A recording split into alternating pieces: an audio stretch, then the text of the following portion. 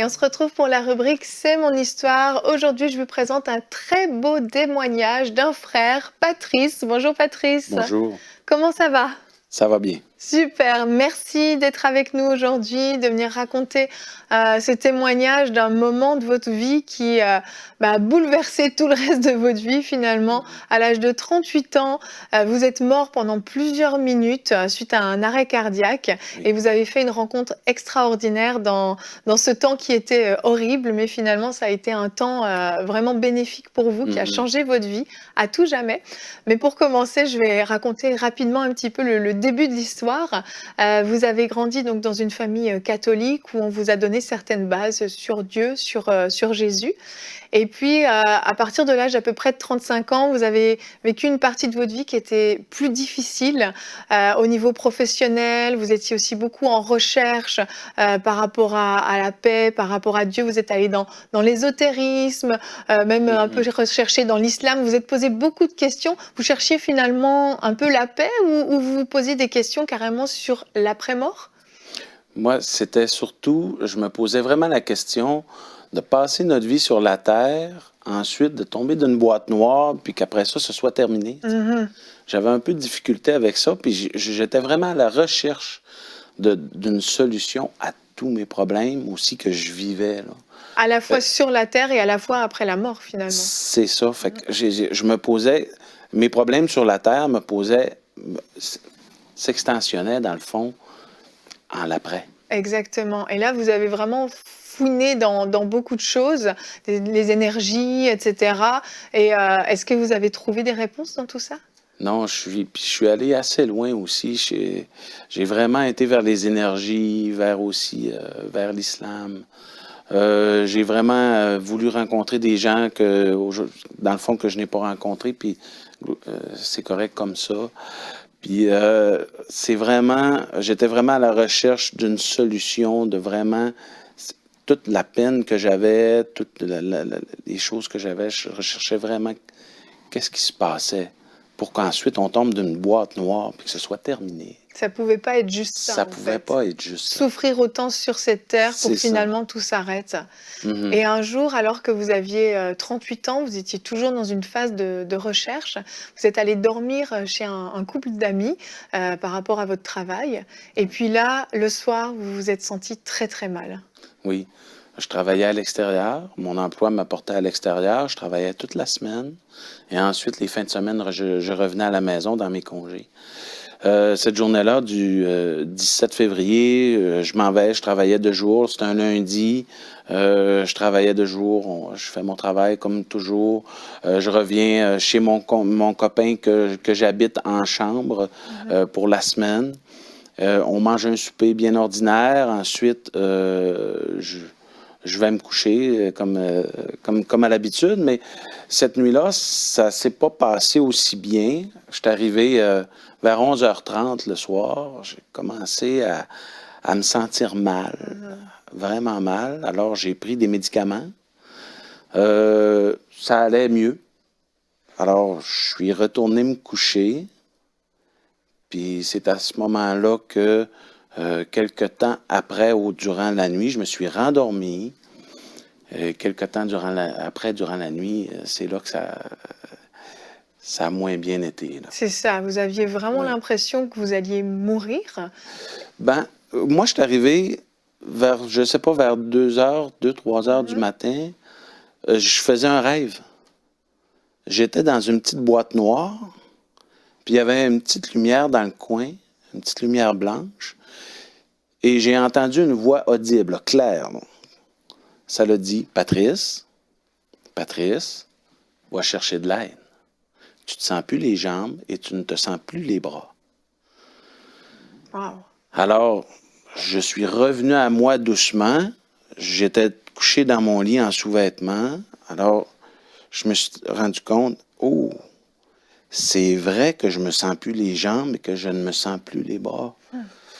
Fait que là, j'ai commencé à me dégourdir tranquillement, en respirant avec une respiration saccadée. Mhm. Puis là, je savais qu'est-ce que je faisais. Parce que mon père a déjà eu une attaque, mais Mhm. pas aussi grande, tu sais. Fait que je savais qu'est-ce qui se passait un peu, puis j'avais vraiment une impression, ça y est, j'y passe. Ah là là, c'est horrible. Je ne reviens pas. Alors, je saisis mon cellulaire, je le débranche, je m'assis sur le côté du lit, je m'habille doucement, puis là, je m'habille doucement, puis là, je me lève parce que je devais traverser toute la maison pour aller chercher de l'aide. Mhm. Je n'avais qu'une idée en tête, c'était d'aller chercher de l'aide parce que j'avais le cellulaire dans les mains. Oui, vous auriez pu appeler les secours à ce moment-là. C'est ça, mais j'avais qu'une idée, c'était aller chercher de l'aide. Je me suis levé, j'ai commencé à marcher très lentement parce que je n'avais presque pas de respiration. J'ai fait quelques pas et en me dirigeant vers la sortie de la chambre, j'ai dit les plus belles paroles de toute ma vie. C'est vraiment les plus belles paroles. J'ai dit, après toutes ces recherches, je me suis rappelé que ma mère me disait, il y a quelque chose de plus grand que nous. Fait que je me suis vraiment tourné vers Jésus, puis j'y ai dit, Seigneur, à partir de maintenant, je te donne ma vie. Que je meurs, je meurs. Que je reste couché, ou que je me relève, je me relève. C'est à partir de maintenant, c'est toi qui décides. Alors, j'ai traversé toute la maison. Je suis monté les marches très tranquillement. Je suis allé cogner à la porte de la chambre. Ils ont sursauté parce que là, Ils dormaient, eux. ben oui, c'était durant la nuit. Patrice, qu'est-ce qu'il y a là? Qu'est-ce qui se passe? Ben j'ai dit, viens. Elle était proposée aux bénéficiaires. Viens, je me sens vraiment mal. Mhm. Alors, je me retourne m'asseoir à la table. Elle vient, elle se met au bout de l'îlot, je la vois, là. Puis elle me dit, qu'est-ce qu'il y a là? Ben, j'ai dit, je fais une crise de cœur. Elle dit, arrête, ça se peut pas. J'ai dit, oui. J'ai dit, j'ai mal au coude, Mhm. j'ai mal à la tête et j'ai mal au cœur. Et en me prenant le cœur comme ça, j'ai tombé vers l'avant, j'étais étendu par terre. Puis je me suis frappé la tête, ça est venu toute noire, j'ai tombé, puis après je me rappelle plus de rien. Ben, je me rappelle plus de rien, de ce qui se passait Sur la ici. terre, voilà. C'est ça. Puis je me suis frappé, puis j'ai même pas senti, même pas l'équivalent d'une piqûre de moustique. Aucune douleur durant tout le temps. Et quand vous êtes, Aucune douleur. quand vous avez réalisé en fait où vous étiez, vous étiez où à ce moment-là? Parce qu'en fait votre cœur s'est arrêté complètement. Et quand vous avez ouvert les yeux, vous étiez où à ce moment-là? Alors, il se passait plein de choses en bas. Oui. Mais après, je sais pas, un petit peu de temps, c'était noir. Puis à un moment donné, je suis arrivé dans un endroit, c'était un lac de feu. Les gens étaient dans le feu environ jusqu'ici. Il y avait un arbre qui se consumait, mais qui ne brûlait pas. Qui brûlait, excusez, mais qui ne se consumait pas. J'étais comme ça, mais comme si j'étais nu. Puis c'est toutes les émotions, la haine, la peur, la colère, multipliées par 1 milliard. Ça écrase. Je suis là comme ça. Ben oui, mais ce que je fais ici. Là, je vois le gros monstre qui est là, qui mesure une 30aine de pieds. Il ramasse les gens. Il est déchiquette. Il n'a pas le droit de faire ça, lui. Il n'a pas le droit de faire ça. Il n'a pas le droit. Puis là, je me remets comme ça. Puis là, je réalise que je suis pogné là. Vous êtes coincé. Là, le poids m'écrase. Le poids m'écrase. Puis là, je suis pogné là. Puis ce que je vais vous raconter, ça s'est passé en quasiment une fraction de seconde. Il est arrivé à ce moment-là, j'étais comme ça, puis là, j'étais désespéré. Puis là, il est arrivé une lumière comme un cône. Ça m'a enveloppé tout autour de moi. Puis là, j'ai senti une main sur mon épaule. Mais cette lumière-là, contrairement à l'angoisse, à tout, c'est une paix. C'est une paix qui vous transperce comme ça. C'est une paix qui passe au travers de vous. Puis à partir de là, j'ai senti une main, puis on part. J'ai regardé comme ça dans les airs. Puis là, à partir de là, j'ai vu des étoiles qui filaient vite, très vite. Puis ensuite, je suis revenu dans ma petite chambre noire. Puis il y avait encore la petite lumière dans le coin. Fait qu'avec cette petite lumière, puis là, j'ai commencé à entendre mon ami qui me criait dans les oreilles.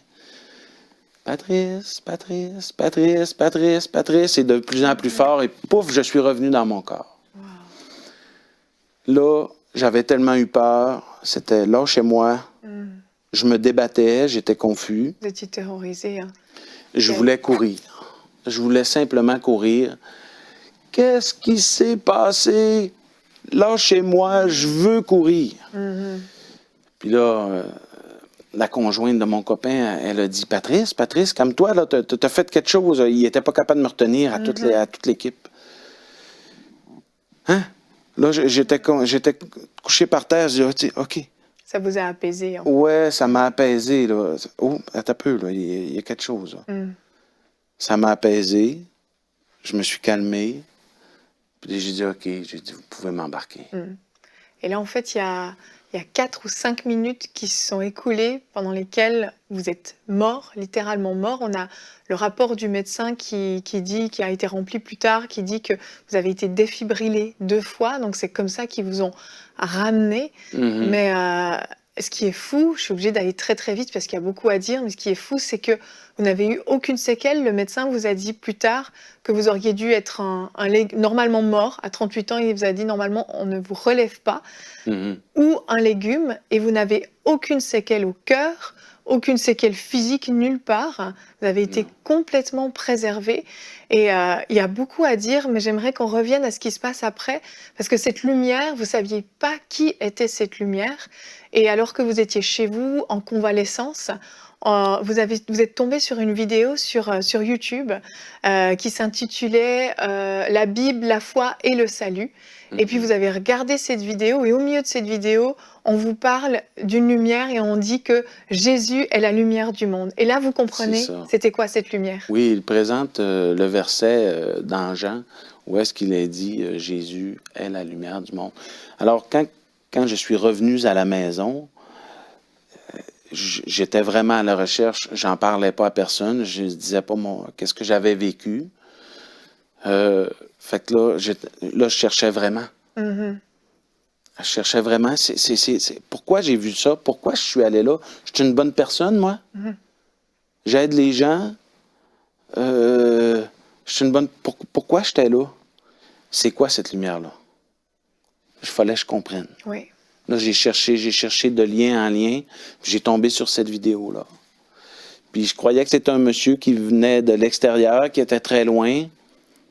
Puis, alors, je cherchais toujours. Puis, 2-3 jours après, ce soir-là, lorsque j'ai écouté cette vidéo-là, je me suis couché dans mon lit et j'ai compris, avec toutes ces choses-là, que c'était Jésus qui était venu me chercher. J'ai compris le sacrifice à la croix. J'ai compris, alors je me suis étendu sur mon lit, repentant. Dire, il a tout fait ça. Il a tout fait ça pour moi. J'étais couché sur le côté, les yeux coulaient. Les yeux coulaient tout le temps. J'étais pas capable de les arrêter. Puis c'est là que j'ai vraiment compris. Puis là, je voulais savoir, le monsieur qui a fait cette vidéo-là, je voulais rentrer en contact, mais il n'y avait il y avait rien sur l'Internet. Alors, 2, 3 jours après, il y a quelqu'un qui m'appelle à la maison. C'est un monsieur qui vend des produits. Puis je voulais rien savoir de ses produits. Il m'avait déjà arrivé quelque chose avec ses produits. Mais il y avait une intuition qui me disait, fais-le venir. Je le fais venir à la maison. On discute de ses produits. Puis j'y parle pas de ma crise de cœur, de mon arrêt cardiaque. Puis à un moment donné, Jésus rentre dans la conversation. Puis je lui dis, as-tu déjà écouté ça? La Bible, la foi et le salut de tel monsieur? Il me répond comme ça, tout bonnement. Ben oui, je le connais. C'est mon pasteur. Je le vois tous les week-ends. Je vais te donner son numéro. Alors, C'est fou. là, j'étais là. Il connaissait rien de ce qui venait de se passer. J'étais là. Puis là, les yeux ont commencé à me couler. Fait que le monsieur me regardait d'un air bizarre en disant, qu'est-ce que je viens de faire? Mais il ne savait pas qu'il venait faire quelque chose d'extraordinaire. Puis moi, je réalisais que le Seigneur me l'avait envoyé, tu sais. Exactement. Que Dieu avait tout orchestré pour que vous puissiez rentrer en contact avec cet homme ça. qui avait fait cette vidéo. Vous l'avez rencontré, vous avez été baptisé dans l'eau ensuite. Votre conjointe, qui est devenue votre épouse, a connu le Seigneur aussi, Amen. votre mère aussi. Et vous avez commencé vraiment à vivre une vie pour le Seigneur. Il y aurait d'autres choses à raconter, malheureusement, on n'aura pas le temps d'aller plus loin dans cette histoire qui est absolument extraordinaire. Mais Patrice, je veux vous remercier vraiment d'être venu partager. Je sais que ça demande beaucoup de courage de raconter une telle expérience publiquement, mais je crois vraiment que ça peut changer des vies, donc merci beaucoup.